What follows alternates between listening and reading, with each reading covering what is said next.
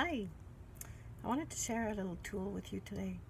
I started working with a family where there's triplets lately, and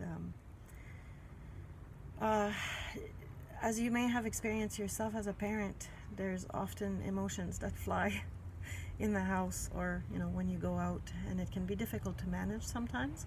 But even as an educator, whether you're in a classroom or in a dojo, outdoors as a camp counselor, this is a tool that has worked for me practically every time I've used it, either for myself or teaching and parenting. Absolutely. So I'm going to keep the talking short because I want this video to be mostly about the demonstration. And if you have any questions, you're welcome to comment and we can start a conversation about this. But the point here is that often when children become overwhelmed, or when we become overwhelmed with anger, let's leave it with anger for instance, we tend to want to express it out. And stopping ourselves can be very difficult. So in establishing boundaries between people and expressing, let's call it fire, I pretend I'm a dragon. Like, I don't try to keep a dragon contained. It has to be some, there's got to be some freedom to express that, and safely for everyone, including yourself and the environment. So what I do is that I count my breath, and there's different ways in which you can do that.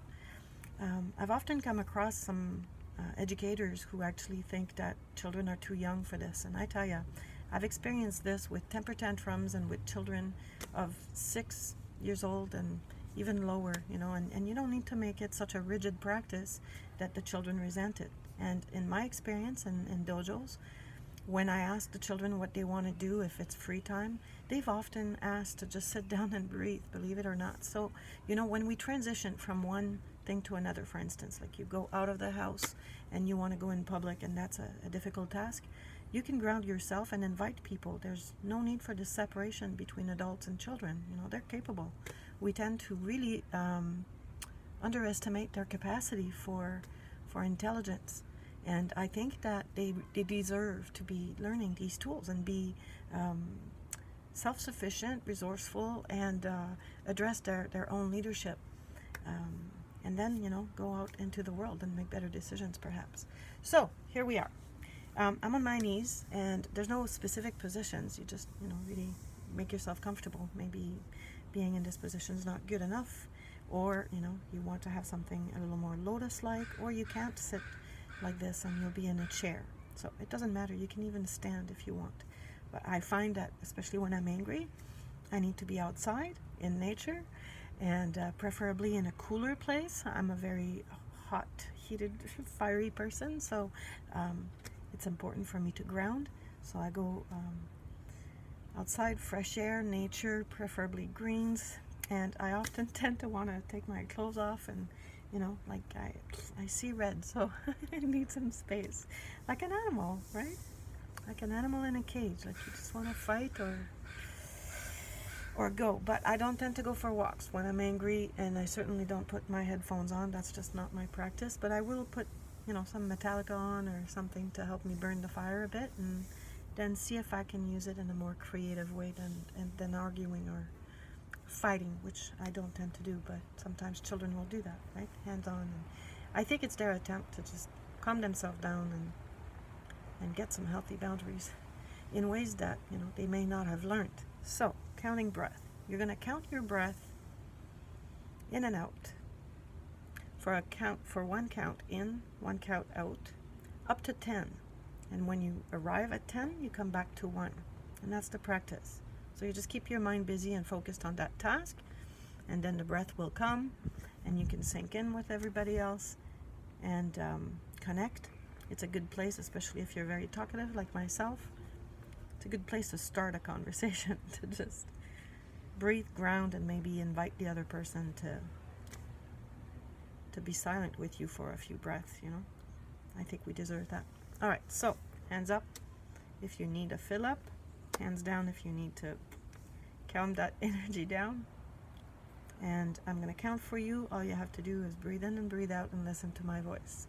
All right, so sit up as straight as you can. Relax your shoulder if that's possible at all. And your gaze should be, somewhere in front of you, not running around looking for things and scanning, because there's thoughts attached to that. So you want to still your mind, your gaze, and your breath as much as possible, and then your body will follow and your environment might respond in similar fashion. So breathe in for 1 through the nose. Out for 2. 3. In. Out 4. In 5. Out 6. In 7. Out 8.